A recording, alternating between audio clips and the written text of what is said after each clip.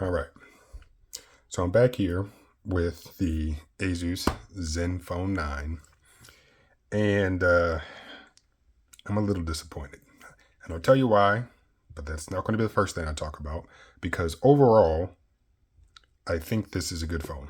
And I hate when I watch other people and they nitpick over stuff, and sometimes I'm like, oh, well, that's not that big of a deal, blah, blah, blah, blah, blah. But for me, my issue with the phone that I'll get to in a few moments, it drastically affects the way that I use the phone. So therefore, it isn't something that I feel that I'm nitpicking over. I will say that for the majority of people, it's not an issue. I know that for a fact. It is not an issue. But for me, it's going to be and is an actual deal breaker. So before I go any further, let's just talk about the specs of this phone because it is a good device. There is no doubt about that it is a really good device. So, talking about the screen size, we're at 5.9 inches, and that is special given how big phones have gotten in 2022. So, I don't know if it's the smallest Android phone available, but if it is, it's not only the smallest Android phone, it's also the smallest flagship phone. So yeah, it's definitely the smallest flagship phone that you can buy brand new in 2022. But well, I don't know why I said but. That's a really good thing. So yeah, hard stop. The only other phone that I know that is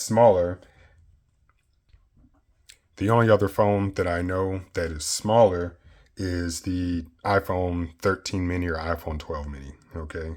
So that's that right next to it. And clearly it's a smaller phone. And given how Apple just announced their iPhone 14s and there is no mini phone, they have done away with the minis in favor of a bigger non-pro phone. So yeah, that one's probably going to sell a lot. But here we have the iPhone 12 mini and the Asus Zenfone 9. So still a little bigger than this, but a small phone by today's standards. So 5.9 inches in terms of screen size. Then we have 8 or 16 gigabytes worth of RAM. We have 128 or 256 gigabytes worth of onboard storage without the option for an SD card slot, so there's no expanding that storage. It comes with the Snapdragon 8 Plus Gen 1, which is the most powerful and I guess most energy efficient. I don't know. It's the latest chip from Qualcomm, so it's nice to see that this little guy is coming with the flagship level chip. And it has a 4300 milliamp hour battery. So good size battery for a phone this small. And I have absolutely no gripes with it whatsoever. So here we go. And in fact, let me leave it locked for a moment. And just to turn it over, I was really excited earlier because the back is plastic.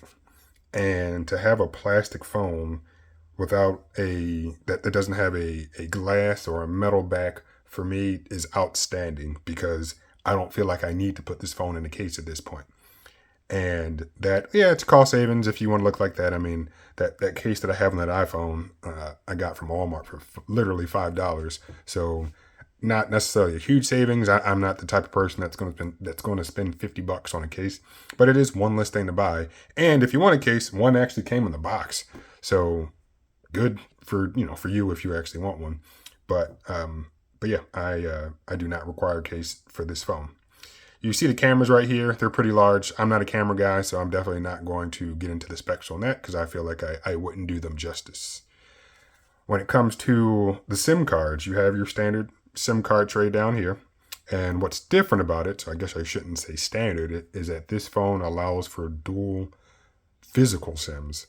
So a lot of phones today have the ability for dual SIMs, one physical SIM and one eSIM. So this appears to not have the option for an eSIM, but you can put 2 SIM cards in here. And if you need that, that's definitely a great thing. Has the IP68 dust and water resistance certification. This is Gorilla Glass Victus. And I think that's really about it in terms of what I want to talk about in terms of, just general stuff. But to get into, the things that make this phone somewhat unique. A lot of phones nowadays have the in-display fingerprint reader. Older phones will have the rear side fingerprint reader. This one actually has it embedded into the power button, and this is not a new not a new thing. I mean, yes, the iPhone has it embedded in some of the, well, not the iPhone, the iPad has it embedded, I think in the iPad Mini as well as the iPad Air. I think they both have the fingerprint reader embedded into the power button, but Apple wasn't the first to do it, and I don't know who the first was, so I'm not going to make any generalizations here. But here I have my Sony Xperia 5 Mark III, which was released in the States, I believe, in 2021. If not, actually, it might have been released in the States at the beginning of 2022. I don't know. It's not that old, but it's not also the newest thing. But here, this little guy, you're probably like, what is that? This little guy is the Sony Xperia X Compact. So when we're talking about flagship phones that are compact, this was my first experience with that in the Android realm, with truly a flagship level phone for its day, which I think I got it back in 2016, but it was just the flagship phone shrunk. So the X Compact. Now, the only reason I brought this in, one, yeah, is to show the size, but two, this phone also has the fingerprint reader embedded into the power button. And this came out, what, six or 7 years ago? So definitely not a new thing to do. But for this particular model, and I think its successor, actually, no, the successor did have it turned on. But for this one, I believe there were some patent issues with Sony and somebody else, or whoever built this little fingerprint reader and somebody else. And for the US models, it was actually deactivated. So you just always had to put your PIN in. However, you can go online, find the firmware for this phone for another country, and then you're able to install that. And then boom, now the fingerprint reader works. And I'll say it was nice. Sometimes it got in the way because, you'd want to really just turn the phone on just to see the display, like what time it is or see notifications. And, then you would unlock the phone. And I mean, it was really responsive. So that's a good thing. But sometimes you're like, I didn't want to do that. So with some of the newer phones, and I don't know if this one had it, like either the always on display or it probably had the tap to wake, which I, know that also kills the battery life. So you're like, pick and choose. But all that to say, this has the side mounted fingerprint reader in the power button. It's really responsive. Look at that. I mean, it's unlocked. I don't know. Uh-oh. I guess it wasn't unlocked. Okay. But lock it. It's really responsive. So for me, that is definitely a plus. Really responsive, not in display. Rear mounted fingerprint readers are also good. So I don't know why companies don't or haven't stuck with that. Here's my Pixel 2. So this is a really old phone, but it has that good old reliable rear mounted fingerprint reader, which, yeah, you pick up the phone and your finger just kind of slides to it naturally. So that's a reliable place to put it. I don't know why companies have gone away with that. So anyway, next thing to talk about is the display. And so far, it looks fine. I mean, I don't know how much longer I'm going to keep it. In fact, yeah, I might end up sending it back tomorrow or the beginning of next week. And of course, I'll tell you why. But as you can see, maybe right here, I've gone into developer options and I've turned on or told it to just constantly display whatever the refresh rate is. So right now it's operating at 120 hertz, and that's a good thing. And if I go into settings, where are we? Display, refresh rate. So it has the option to go down to 60, 90, 120, and then the auto. And for the auto, from my experience, it seems to just kind of stay at 90. I don't know, like usually when you start doing all this scrolling, it changes to 120. So I don't know what would actually cause it to go to 120 when you have it on auto, but I guess the option is there. And I think it is trying to do its best to say, well, based on what you're doing, 90 hertz is enough. So I guess that's cool. I don't know. But all of that to say, I definitely appreciate the option to force 120 because that's what I prefer. And I don't prefer it because of scrolling and swiping and all that. But when I'm watching movies and stuff like that on the phone, I enjoy a high refresh rate. And 90 is cool, but I feel like 120 is optimal. And that dates back to when I bought my first flat screen TV and I wanted 120 hertz because Blu-rays were shot at roughly 24 frames per second, and getting a multiple of 24 and whatever your TV's refresh rate was led to optimal experiences, and you didn't want any of that motion smoothing or any of that stuff. You just wanted a 120 hertz panel and you were good to go. And I found one back then and I ended up selling it, and I wish I didn't sell it. So whatever. But all that just to say, it's nice that I can force 120. And on the Samsung that I'm recording on right now, I either have the option to ramp it down to 60 and it just stays a static 60, or I have the little auto option or the variable refresh rate, whatever you want to call it, and it ramps up to 120 when you're actually interacting with the phone. But when you're not interacting with the phone, it ramps all the way down to 24. And, the experience is fine, but I kind of just wish I could force 120. So that's that. Honestly, it's a pretty standard Android experience. There's really not too much to talk about that differs from stock Android. And when I say stock Android, I mean, what comes on the Pixel. And I actually just got a Pixel 6 right here, so I'm not going to, talk too much about it. But, I mean, if we're talking about phones that are not compact, I mean, that's the Pixel 6 right next to this. So definitely a big phone. Even the Pixel 6a is relatively large compared to this little guy, which I wish I still had that to show. But yeah. Now, there is one thing, and I just turned on my Sony, so I'm hopefully going to be able to show you what I want to show. And this, it's a small thing, not something that's super important, but it's nice that they decided to do it this way. And let me see what it looks like in the Pixel as well. Okay, yeah, I can do that. I'm not trying to show too much stuff on here. But, how do we have it? How do I want to do it? How do I want to do it? Yeah, oh man, I got too many phones over here. All right, so back in the day, and if I could show you on the Samsung, I would, because the Samsung didn't change. But back in the day, when you... Let me just turn that off real fast. Turn that off. There we go. So back in the day, when you had your little notification shade, you swipe down and you had, Wi-Fi, Bluetooth, and a bunch of other stuff. And the main thing that I liked about this was how quickly you could toggle something on or off. So boom, tap the Wi-Fi, you're good to go. Tap the Bluetooth, you're good to go. And it was like this for a while. Like, mind you, this was the Pixel 2, and this is running Android 11. And in Android 12, they decided to make a change. So with this Sony, got too much stuff going on here. What ended up changing, and in fact, I'll show it on the Pixel because I think that'll be the best option, is I don't have a SIM card in here right now, but what they ended up doing is they ended up combining your internet and Wi-Fi connection, so your cellular and your Wi-Fi connection. So when you swipe down, instead of just being able to tap Wi-Fi, you have to tap internet. And then in there, you'll have the Wi-Fi option. And then if I had a SIM card in here, it would also say cellular, so LTE or whatever. And you're able to toggle them both on and off. Not a big deal that they added an extra step, because I'm sure they're probably like, oh, well, you're going to keep, both of those on frequently, or you're going to keep cellular on frequently, so you don't need it to be as easily accessible. But what Asus ended up doing, which I liked, is they kind of merged the two styles.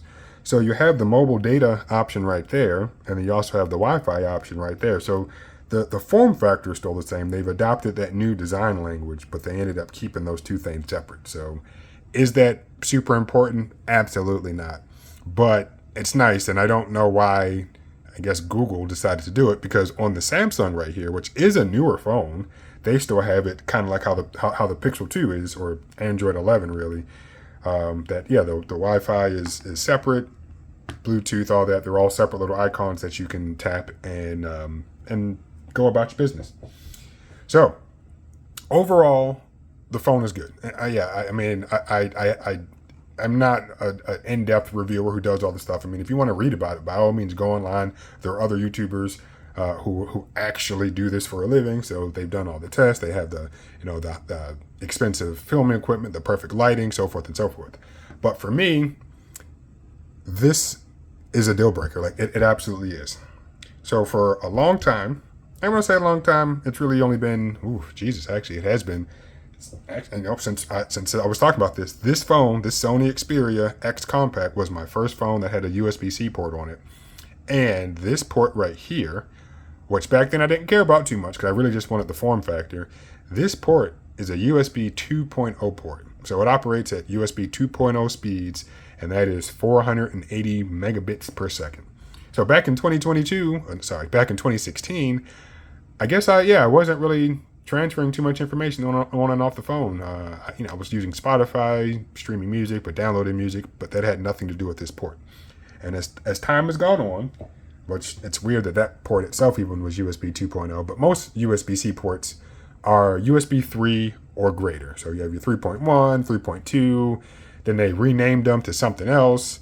Then there's USB 4, and I don't know if any phones are going to have USB 4 for quite a while because it's probably more expensive to implement that, and the amount of usage you would get out of it probably isn't worth the expense that the phone would now incur. How much would it be? I don't know. But what I found out is this little guy, and I didn't want to believe it when I read it, and since I read it, which I'm pretty sure it was on one of these, I think it was on GSM Arena, or one of these other websites that talks about phone specs, this little guy, for a phone that was released in 2022, this little guy appears to be operating at USB 2.0 speeds. And for me, that's a deal breaker. I transfer a lot of large files on and off my phones, and operating at USB 2.0 speeds is just unacceptable. So just to give you an example, I have a 26 gigabyte file right here. It's a movie. It's a Blu-ray rip. So 26.4 gigabyte file. All right. Now, I've used that same file and I've transferred it 3 different ways, and I know that's 6. So 3 different ways. I used AirDrop, which is, of course, an Apple product to an Apple product. I mean, that was a whole ordeal getting that from my Windows laptop onto an Android phone, then onto my Mac, then from one Mac to another. So the only time I really recorded was going from that Mac to that other Mac, which I guess I could have recorded it from anyway. But I did that recording of time, and for AirDrop, it took 13 minutes to copy a 26 gigabyte file. All right. And for me in 2022, that's unacceptable. So yeah, AirDrop isn't that good. I mean, people talk about it all the time, and yeah, it's cool for sending some short videos and some pictures. But if we're talking, close to 30 gigabyte files, that took a long time. 13 minutes. Cool. So then I took that same file from this Windows PC right here, copied it onto this phone. It took 14 minutes. So 1 minute longer than it took to actually copy over the file using AirDrop. Okay. But then I used this Samsung that I'm using to record, same cable, same port, same computer. And it took 1 minute, 53 seconds. So clearly, that this phone is operating at some version of USB 3. This phone appears to be operating at USB 2 speeds, and AirDrop is a wireless protocol, but is roughly operating at USB 2 speeds somehow. I mean, I only did that test once, so maybe doing it multiple times, I'd get better results. But no. So, I just chose not to do it. I'm just, if you want to run the test multiple times yourself, maybe you could see or get better results. But for me, AirDrop was 13 minutes. This Windows PC to this Asus Zenfone 9 was 14 minutes. But this Windows laptop to this Samsung Galaxy S22, under 2 minutes. And yeah, that's a deal breaker. This phone cost me roughly $700, and yeah, I think that's what the MSRP is going to be. A little more since it has 256 gigs of storage. But what good is that storage if it takes me an eternity to get stuff on or off of it? So yeah, I am going to think on it probably tonight, but I'm pretty sure I've already made up my mind because that is a huge thing for me. Transferring files on and off the phone is very, very important. So I knocked Apple earlier for this because they consistently talk about how good their cameras are, whether it's for video or for just photographs. But yeah, the AirDrop speeds aren't that great. And granted, I wasn't using an iPhone to do AirDrop, which I can't imagine would be any better, but I was using an M1 Mac and sending it to an M1 Pro Mac, so a Mac that's 2 years old and a Mac that's 1 year old. I don't think that, if I had an iPhone 14, I would see better results. So that's pretty slow. The iPhone also has the Lightning port, which operates at USB 2.0 speeds like this. So even though I didn't do the exact same test, I can imagine that I would get similar results. But for any manufacturer, I don't understand why you boast and brag about these technologies that are going to generate large files, but they not give us the tools to get those files off of the phone. And they're probably thinking, oh, well, you might just, upload it to some website, which is true. But then it's like, all right, you're going to take these great videos and take these great photos, but then compress it to hell when you upload it to whatever services you're using. Meanwhile, like people like myself are trying to take them off the phone so I can do what I want or put stuff on the phone, and you're not giving me the speeds that I actually need. So that's extremely frustrating. And I think for me that's an absolute deal breaker. So other than that, the phone is really good. And if you're looking for a compact device and you aren't in need of transferring large files on and off the phone, I would definitely recommend it. It's unfortunate how expensive it is.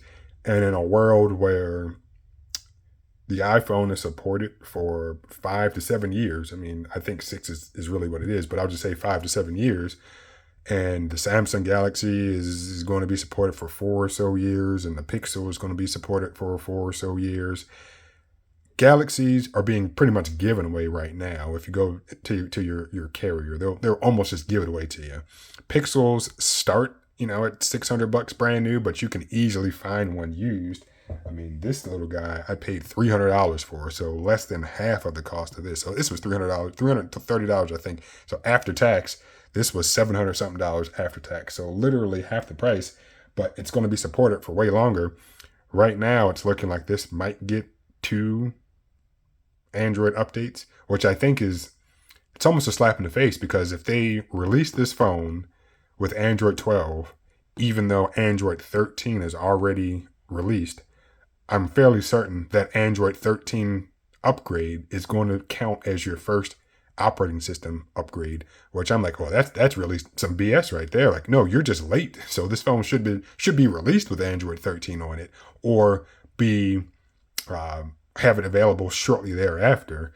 So yeah, that's some real BS. And for the cost of the phone, it's just not worth it. So for me, the shortness of support combined with this, what appears to be a USB 2.0 port on the bottom, I can't keep it. So yeah, again, good phone, solid phone. It's good that it's small, it's powerful, the battery's going to last long. But for me, what's important in a device, longevity of support, and then apparently also being able to transfer large files on and off this thing relatively quickly. So I'm going to wrap it up there. And I will tell you, I'm extremely disappointed because I saw that somewhere. I forget which website it was, but I saw it somewhere. It said USB Type-C 2.0. And I was like, there's no way. Yeah, there's no way. But it looks like there is a way.